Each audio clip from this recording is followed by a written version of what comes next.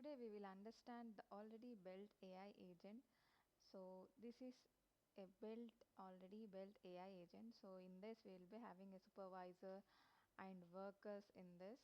So let's learn one by one. So this is ChatGPT OpenAI. So we will be using this API so as a tool for supervisor, so that supervisor will generate the content whatever is required. So under supervisor we will be having the workers who will do the task individually with the help of other different tools. So let's learn them one by one. Okay, so the supervisor is connected to the worker 1 and worker 2 and worker 3, and these workers are individually connected to different types of tools. So the worker is connected to the calculator to do the mathematical calculations, and the worker 2 here is nothing but the PyChart creator. So it's nothing but a PyChart creator. So we are using the code interpreter by E2B. So in this again the worker 3 here it will be writing the summary of all our whatever expenses that is given in the input.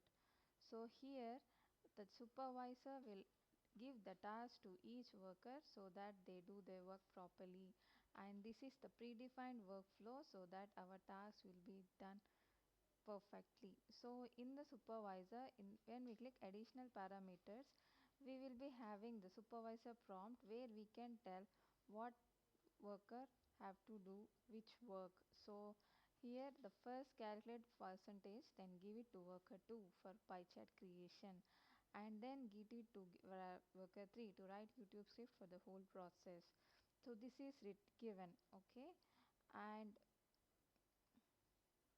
we can enable this and we can save this. Okay, so once it is done we can click outside, and in supervisor we can give the name as supervisor or whatever we want based on our requirement. For the worker 1 we can give the calculate investment, and for the worker 2 we have connected the code interpreter as a tool. So I have added it as PyChart creator, and the worker 3 will write some summary and will write to the design destination. So destination we can give it here.